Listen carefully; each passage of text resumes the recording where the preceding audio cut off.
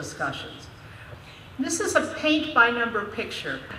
We had occupational therapy work with our patients, along with social workers, and in our first 8 subjects, most of them had not finished high school. They had no education.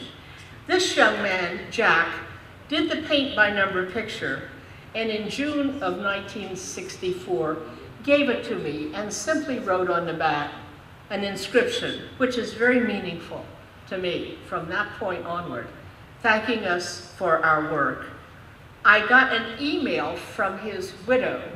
He died of lung cancer a couple of years ago, and his widow emailed me just 1 year ago. And she reintroduced herself.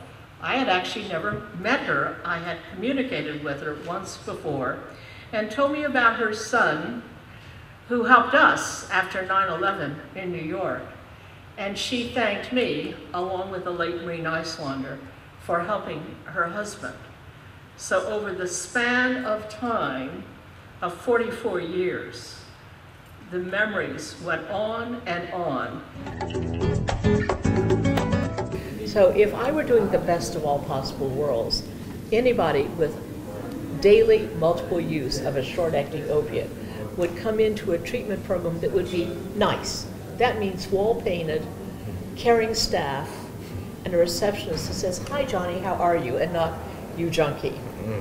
And I would have a physician who would see each patient intermittently, not daily, but intermittently, certainly do an evaluation of their medical and psychiatric status. And I would have counselors available who would contact, and probably groups. And then I would see what services are needed for which patient, start them on treatment, increase their dose. If they start with buprenorphine and it's not adequate. And I'm happy to say my university, that was not always absolutely excited about studies related to addiction, not excited at all, but tolerant. But by 2001, for our centennial, they chose addiction as actually one of the most major areas that the university has contributed to, and I put together this centennial symposium. And then just last year, the university had an all-day party for me, which they do if you're going to continue to work, and I certainly am, for at least 10, 20, who knows, years to come. And they had a symposium for me where I had my former trainees do presentations, followed by a dinner party, and one outside speaker who was Dr. Nora Volkov, whom you've heard about from NIDA. And I think most meaningful possibly for a field that still is not adored by everyone.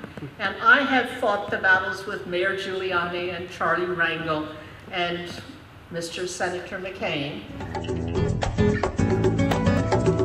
If we can get better communications, then we get amplification. Working through the New York Times, I was able to educate our mayor, a very famous man then and now, and have him change 180 degrees, understand treatment, and actually increase the financing for treatment. Their working through the mass media was of critical importance. Also of importance was the fact I didn't say, "Oh, he's stupid," or "He was an idiot." I knew he wasn't. He's a really brilliant man. Tough, but brilliant. But I had to say, he hasn't had the right advisors. He needs to talk to experts that know about the field. Let us help him. I gave more lectures through the New York Times than I would like to think. And I really come back to, if anyone says they've never known a person with addiction, their family certainly doesn't have it, look at them and say, "Oh, please." Or, "Were you adopted and you don't know your biological family?" When I first discovered the AIDS epidemic in IVDUs in 1983-84, working with Don Desjardins and the CDC, because I had the only bank of sera that could be looked at, people were not excited in Washington or even Geneva when I told them about AIDS. They said, no, it's just you people in New York that have heroin addiction, or will have AIDS. So we now ask our question, isn't it immoral to make somebody come off of treatment when we know that they have a high risk of getting AIDS or if they don't already have it, hepatitis C, isn't it unethical to take them away from being productive citizens, able to be a family person again, have a mother, a child, a husband, whatever? Isn't it unethical to take them away from learning, from going to school? And why? Because society thinks treatment is evil.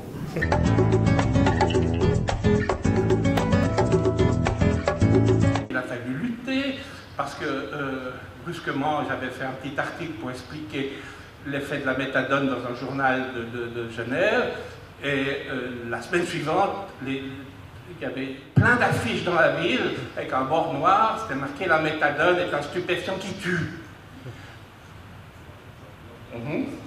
Au même moment, aux États-Unis, on avait des affiches, on voyait un couple souriant tenant un enfant dans la main sur un fond de cerisier en fleurs, où c'était marqué « La méthadone harmonise la vie ». Et c'était une période très difficile, parce que si on avait pu me mettre en prison, on l'aurait fait. Tellement mes collègues étaient jaloux, on était le dealer en blouse blanche.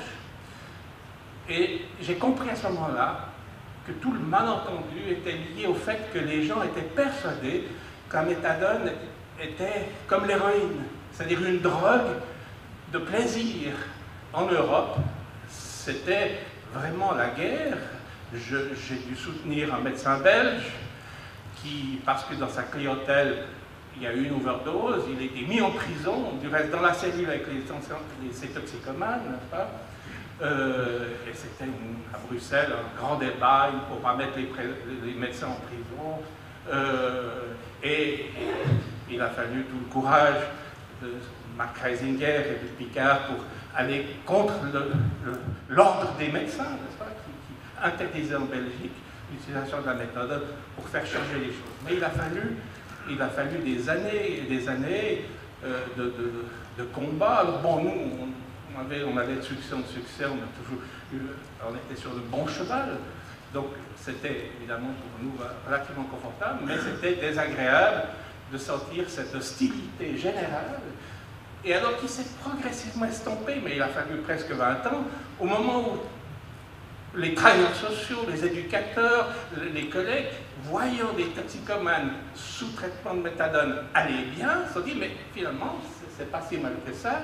Et il a fallu des années pour que finalement il y ait un accord relativement unanime sur ces traitements de substitution. Mais je crois que ce malentendu sur cette drogue de plaisir était dès le départ. Et quand les gens ont compris que ce pouvait être comme un antidépresseur presque en quelque sorte, s'il n'y avait pas de polytoxicomanie associée, eh bien tout de suite le débat était plus clair. Et je me souviens être intervenu à Bayonne, il y a combien d'années de ça? Voilà, au moment où de nouveau il y avait un conflit local avec des articles de journaux contradictoires, c'était le même problème, c'était un anti-méthadone. Et j'étais venu faire une conférence avec Mjk Eng, on avait expliqué ce que c'était que la méthadone, que ça ne faisait pas de plaisir particulier, que les gens étaient stables et tout, et après ça avait été plus facile. Alors vous voyez, enfin, disons, pour tous ceux qui commencent maintenant, où les choses ont l'air totalement aller de soi, eh bien, il a fallu des années et des années pour arriver un peu à cet état d'acceptation.